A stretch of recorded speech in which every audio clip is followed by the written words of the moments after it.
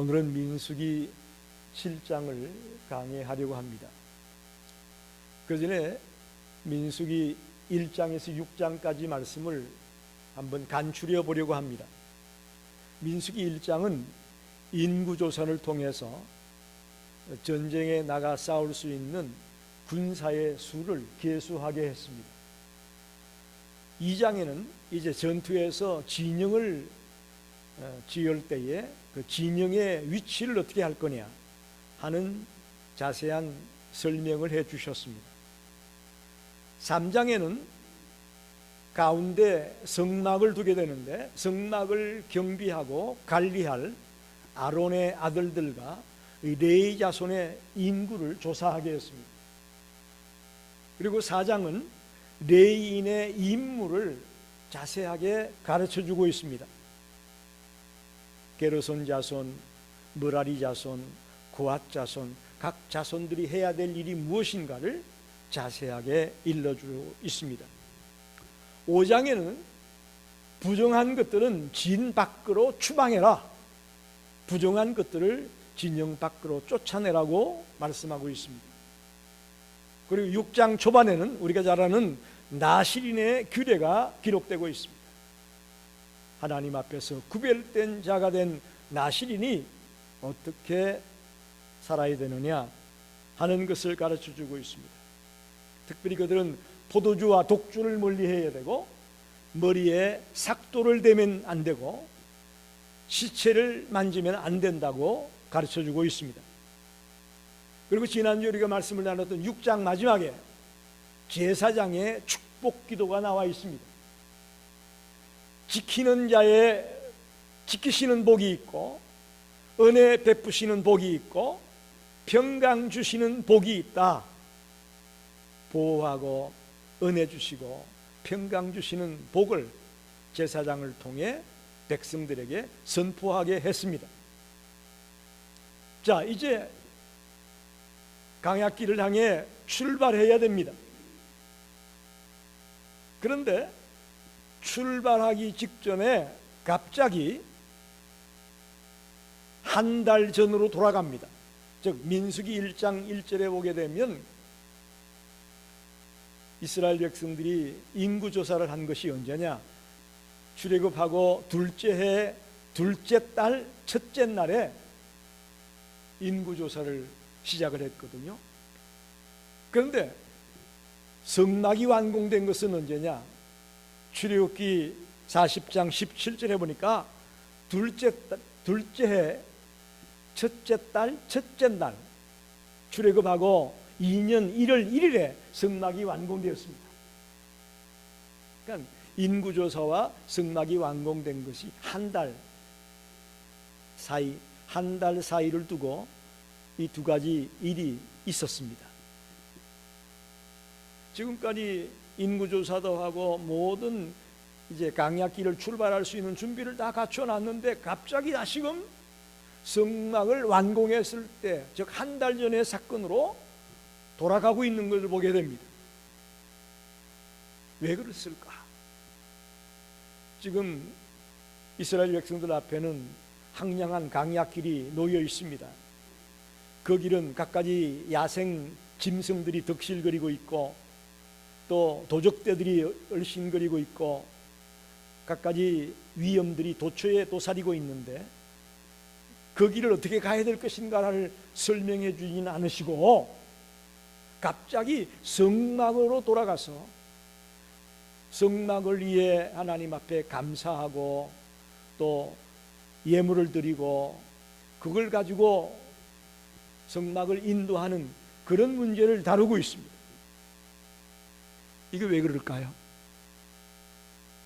전쟁에서 이기는 비결이 그런 전략을 잘 세우는 게 아니고 하나님이 같이 계시느냐 안 계시느냐가 중요하다. 할렐루야. 여러분, 굉장히 중요한 얘기입니다. 요즘 세상이 경쟁시대가 되다 보니까 갖가지 아이디어를 짜내서 먼저 새로운 기기를 개발하고 새로운 전략을 짜서 싸워야만 경쟁에 살아남지 않아요? 세상 사람들은 다 지금 그렇게 생각하고 있습니다. 그러나 민수기에서 보여주는 하나님의 방법은 전쟁에서 이기는 것이 어떤 전략을 세워서 되는 게 아니라, 즉 하나님의 임재가, 성막에 거하시는 하나님의 임재가 전쟁의 성공과 실패를 좌우한다 라고 말하고 있습니다. 그래서 갑자기 다시금 한 달 전으로 돌아가서, 민수기의 시간상으로 볼 때 한 달 전으로 돌아가서 성막에서의 일들을 오늘 다루고 있습니다. 오늘 이 말씀을 가지고 하나님이 우리에게 주시는 교훈이 무엇인지 같이 생각하면서 은혜를 나누고 싶습니다. 첫째, 1절을 보겠습니다. 모세가 장막 세우기를 끝내고 그것에 기름을 발라 거룩히 구별하고 또 그 모든 기구와 제단과 그 모든 기물에 기름을 발라 거룩히 구별한 날에, 이렇게 말합니다. 기름을 발라서 성막을 거룩하게 구별해라, 이렇게 말씀하고 있습니다. 여기서 우리가 주목해야 될 것이 하나 있습니다. 성막을 완공했을 때에 성막이 거룩해진 것이 아니었습니다. 성막을 완공해 놓고 그 성막의 모든 기구들에게 기름을 발랐을 때에 거룩하게 구별되었다는 사실입니다. 이건 매우 중요한 것입니다. 아무리 그들이 법궤를 만들고 또 성막에 들어가는 모든 기구와 재료들을 아름답게 훌륭하게 멋지게 만들었다고 하더라도 그것으로 그것이 거룩한 것이 된 것은 아니었습니다. 그것들이 거룩하게 된 것은 기름을 발라서 구별했을 때에 거룩하게 되었다는 사실입니다. 여기서 성막을 거룩하게 만든 기름이 뭘 의미할까요? 이 기름은 성령님을 가리킵니다.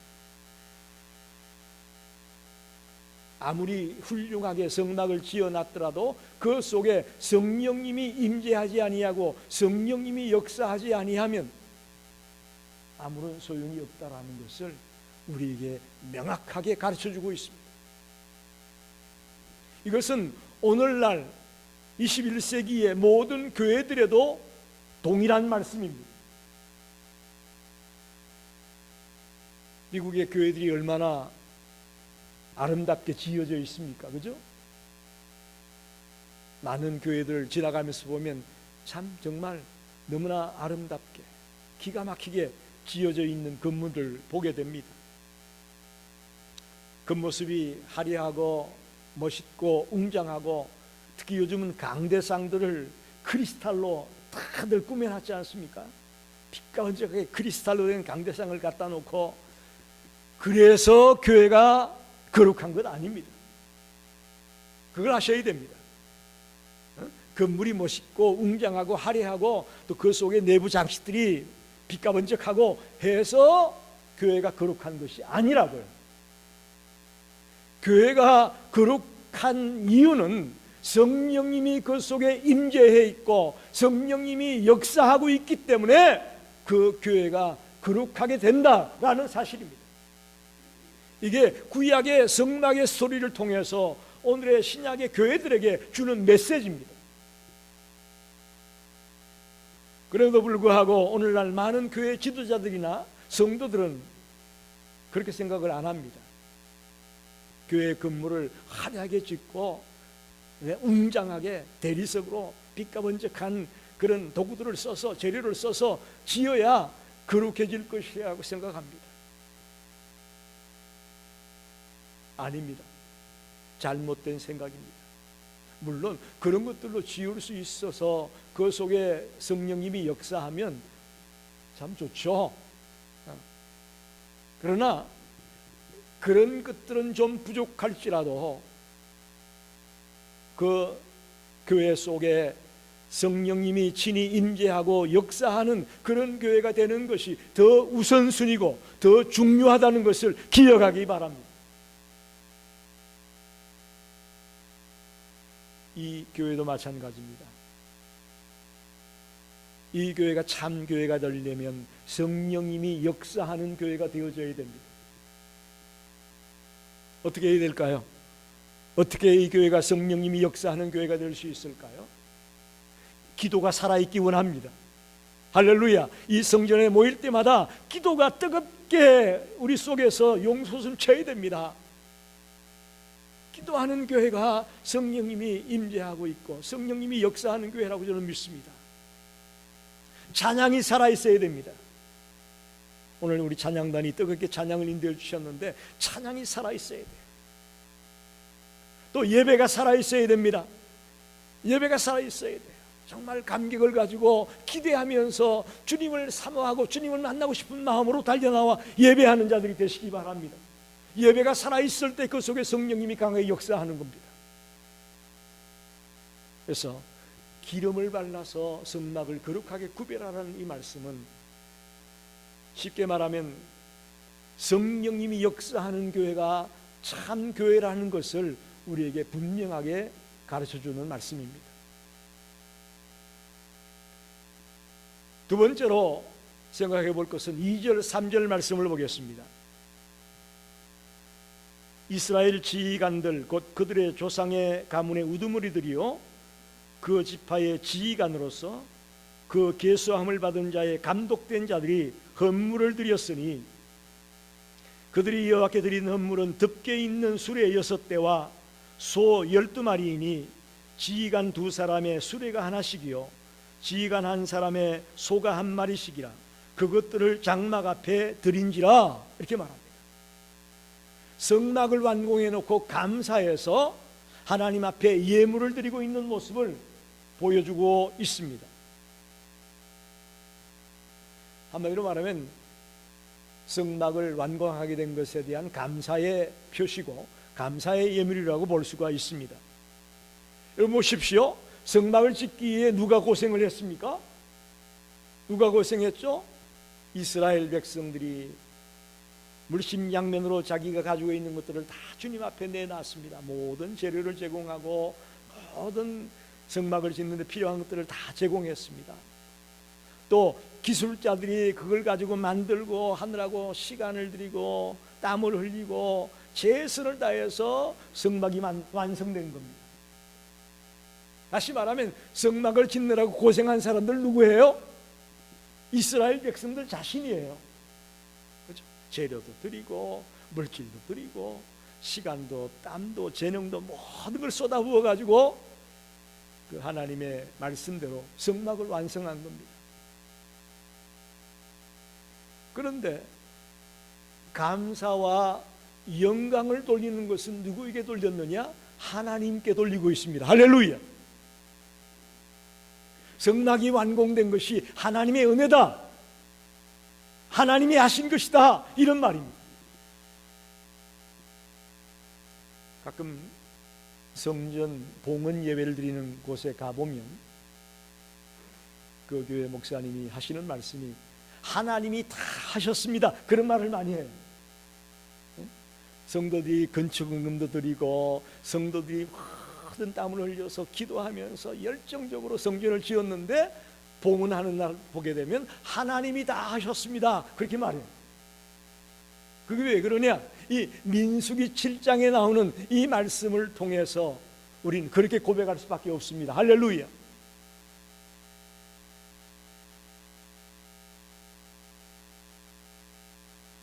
하나님의 은혜가 없었다면 그들이 그렇게 할 수 없었다는 것을 고백하는 겁니다.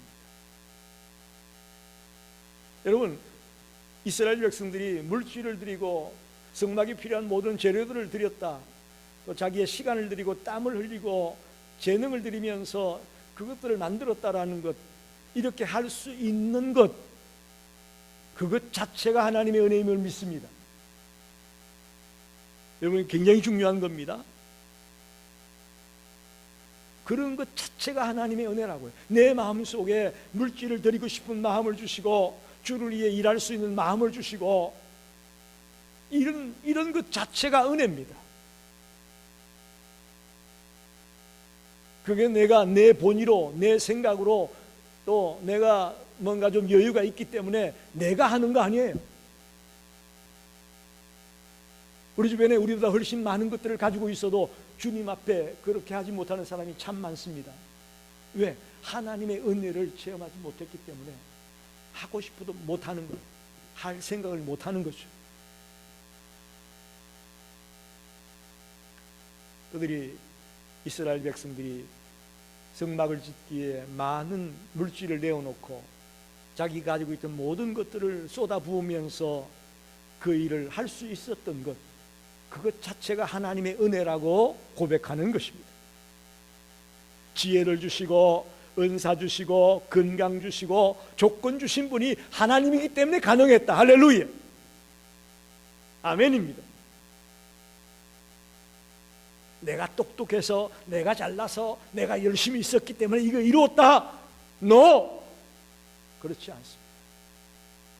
하나님이 건강 뺏어가면 어떻게 하겠습니까? 하나님이 우리가 자랑하는 것들을 가져가 버리고 나면 우리는 아무것도 없는 거예요. 그러길래 하나님의 은혜로 여기까지 왔다는 것을 감사의 예물을 드리면서 그들은 지금 성막 봉헌과도 같은 그런 시간을 가지고 있습니다. 여러분이 교회를 위해 수고하고 헌신하는 것 잘 압니다. 그런데 그런 수고와 헌신이 여러분 자신의 마음가짐 때문이라기보다는 하나님의 은혜 때문에 할 수 있음을 믿습니다. 그렇게 또 하셔야 됩니다. 나를 자랑하고 나를 내세우기 위해서 헌신하고 충성하는 것, 그건 주님 기뻐하지 않습니다. 우리가 모든 수고와 눈물과 땀과 피를 흘리며 주의 전을 섬겨왔을지라도 감사와 영광은 주님께 돌려드리길 바랍니다. 그게 참된 헌신이고 그게 바른 믿음의 자세입니다.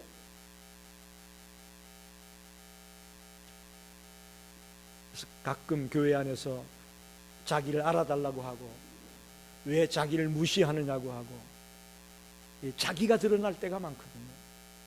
그럴 때 꼭 시험 들고 그럴 때 꼭 교회가 어려움을 만나게 됩니다. 아닙니다. 모든 것이 하나님의 은혜였음을 진심으로 고백하게 되길 바랍니다.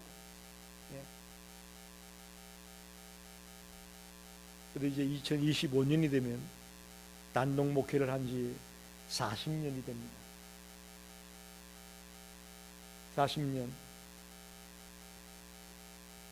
가만히 돌아보면 참 모든 것이 하나님의 은혜였다라는 고백밖에 할 수가 없습니다. 도저히 나의 힘으로는 감당할 수 없었던 그 길을 여기까지 달려오게 된 것 하나님의 은혜였다라고 고백할 수밖에 없음을 여러분께 말씀을 드립니다. 저와 여러분이 하나님께 영광을 돌리고 하나님께 감사하는 그런 삶의 자세를 가지고 살아간다면 하나님께서 우리에게 축복해 주실 것을 믿습니다. 우리의 그 중심을 보고 우리의 그 신앙을 보고 하나님이 축복해 주시고 갚아 주실 것을 믿습니다. 하나님은 우리의 헌신을 절대로 그냥 보지 않습니다. 그냥 보지 않습니다. 여러분이 땀 흘리는 것, 기도하는 것, 헌신하는 것 한순간도 놓치지 아니하고 다 기억하고 계시고 거기에 걸맞는 것들로 하나님 채워주실 것을 믿습니다. 마지막으로 7절, 8절, 9절을 보겠습니다. 곧 게르손 자손들에게는 그들의 직임대로 수레 둘과 소 4마리를 주었고 므라리 자손들에게는 그들의 직임대로 수레 4과 소 8마리를 주고 제사장 아론의 아들 이다말에게 감독하게 하였으나 고앗 자손에게는 주지 아니하였으니 그들의 성소의 직임은 그 어깨로 매는 일을 하는 까닭이었더라. 자, 지파의 감독자들, 지휘관들이 드린 예물이 수레 6개와 또 소 12마리를 드렸습니다. 그랬더니 이제 하나님이 그걸 4 지파에게 나누어 주는데 게르손 자손에게는 수레 둘과 소 4마리를 줬고, 또 므라리 자손에게는 수레 넷과 소 8마리를 줬고, 고핫 자손에게는 아무것도 안 주었다, 이렇게 말합니다. 하나님은 성도들에게 각자 맡겨진 직임에 맞게끔 은사를 주신다라는 것을 가르쳐주고 있습니다. 우리에게 맡겨준 그 직임에 맞는 은사를 주신다고 가르치는 말씀입니다. 쉽게 말하면 이 지휘관들이 드린 예물은요, 성막을 관리하는 레위 지파 백성들이 이 성막을 이동하고 옮기고 움직일 때 필요한 것들이었습니다. 그런데 므라리 자손들이 움직이는 게 제일 무거운 거예요. 므라리 자손들이 움직여야 될 것들이 제일 무겁고 그런 것이었기 때문에 그들에게는 특별히 수레 넷과 소 8마리를 준 거예요. 그 다음으로 조금 무거운 것은 게르손 자손에게 옮기게 했습니다. 그래서 그들은 수레 2과 소 4마리를 줬다. 근데 놀라운 건 고핫 자손에게는 하나도 안 줬어요. 왜 그러냐? 그들은 전부 다 어깨에 짊어지고 옮겨야 될 것들만 줬기 때문이다, 그런 말입니다. 수레와 소를 주시되 똑같이 분배한 것이 아니라 차등을 주고 분배했습니다. 그건 뭐냐? 그들이 각기 맡은 직임이 다르기 때문에 그 직임에 맞게끔 나누어 주고 있다라는 말씀입니다. 여러분, 마찬가지입니다. 오늘날 교회 안에서도 우리가 하나님의 일을 감당할 때에 그 직임에 맞도록 하나님이 은사를 주시고 또 능력을 주시고 재능을 주실 줄로 믿습니다. 이거 굉장히 중요합니다. 하나님이 나에게 준 은사가 무엇인지, 하나님이 나에게 맡겨준 직임이 무엇인지 아는 것이 매우 중요합니다. 저는 사실 찬양을 잘 못해요. 특히 요즘 목이 좀 좋지 않아서 그런지 더 찬양이 힘들 때가 많습니다. 그래서 만약에 저보고 뭐 성가대가 되고 중창단이 되고 찬양하는 일을 나에게 맡긴다면 저는 감당하기 어렵습니다. 그러니까 우리의 형편과 처지를 가장 잘 아시는 분이 하나님입니다. 할렐루야. 그래서 여러분이 하나님이 나에게 이런 걸 잘하게 하셨구나라고 생각이 되신다면, 아, 이게 하나님이 나에게 준 재능이고 하나님이 나에게 준 맡긴 은사라고 생각하시고 그것 가지고 사용되기 바랍니다. 그것 가지고 쓰임 받기를 바랍니다. 여러분이 음식을 잘하시면 그 음식 잘하는 거 가지고 주님께 쓰임 받으면 됩니다. 여러분이 말씀을 잘 하시면, 스피치를 잘 하시는 분이면 그 말씀 잘하는 것 가지고 쓰임 받으면 되는 거예요. 나는 페인트 칠을 잘한다. 그럼 페인트 칠 잘하는 거 가지고 주님 앞에 쓰임 받으면 돼요. 특별하게 나에게 없는 걸 가지고 뭘 하려고 하지 마십시오. 하나님이 나에게 가장 맞는 것들을 주셨다고 생각하고 그것 가지고 쓰임 받는 자가 되기를 바랍니다. 그래서 나는 신학교 졸업하고 한 교회를 갔는데 나는 청년부를 맡고 또 내 친구는 학생부를 맡았어요. 근데 그 친구는 찬양을 너무너무 잘해요. 그래서 성도들에게도 인기가 많고 아주 그냥 얼마나 좋은지 몰라요. 그래서 늘 내가 부러워했어요. 샘을 냈어요. 나도 왜 저 친구처럼 찬양 좀 잘하게 해주시지, 찬양을 이렇게 못하게 하냐고 투덜길 때가 있었어요. 여러분, 그거 다 소용없는 일이에요. 그러지 마십시오. 나에게 없는 것 가지고 남이 있는 것 괜히 부러워하고 비교하고 하지 마시라고요. 내게 있는 것 가지고 쓰임 받으면 됩니다. 할렐루야. 문제는 내게 있는 것 가지고 쓰임을 못 받는 게 문제죠. 매우 중요한 얘기예요. 자꾸 비교하면서 하나님 앞에 감사도 못하고 불평하고 투정하고 이렇게 전락이 되는 건 주님이 원하는 게 아닙니다.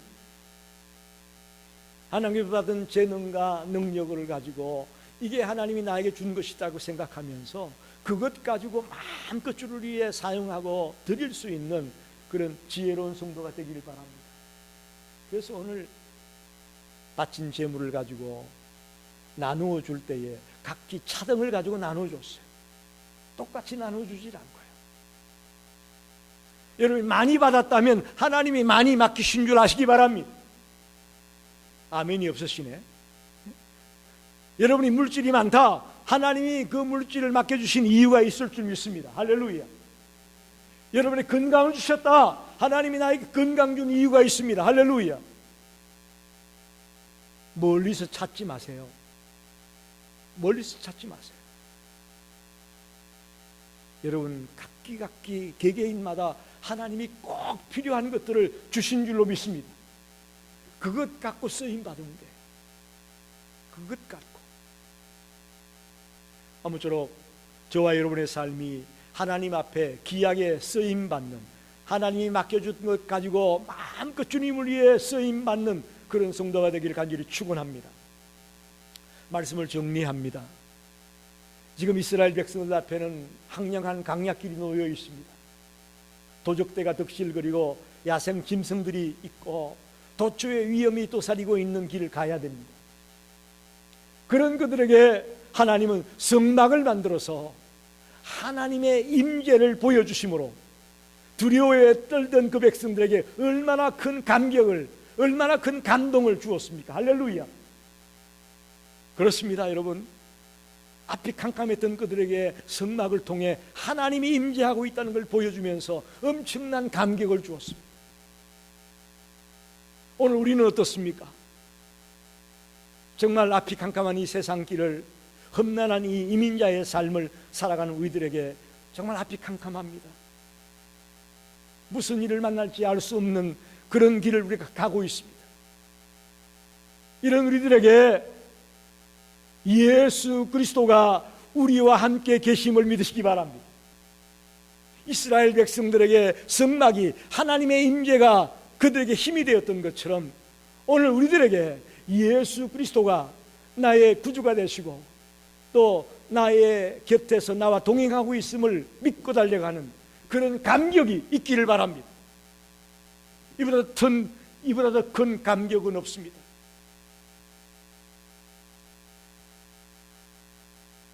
비록 우리가 남들만큼 많이 갖지 못했고 높은 자리에 올라가지 못했다 할지라도 내 곁에 주님이 같이 계시다면 이것처럼 든든한 것은 없습니다. 이것처럼 큰 감격이나 감동은 없습니다. 아멘입니다. 오늘 이스라엘 백성들은 성막을 지어놓고 하나님의 은혜에 감사해서 귀한 예물을 드렸습니다.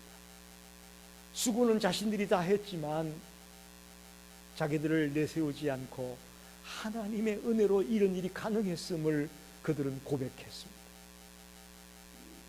그 예물을 하나님은 기뻐 받으신 줄 믿습니다. 우리도 마찬가지입니다. 내가 여기까지 지금까지 달려갈 수 있었던 것 하나님의 은혜임을 믿습니다. 하나님의 은혜 때문입니다 라는 그런 심정으로 주님 앞에 감사하며 영광을 돌리는 성도가 되기를 바랍니다. 그럴 때 하나님은 우리를 더 귀하게 쓰시고 또 더 높여주시고 더 놀라운 하나님의 일을 감당할 수 있는 자로 성장시켜 줄 것을 믿습니다. 그런 성도들이 되시기를 간절히 축원합니다. 기도하겠습니다.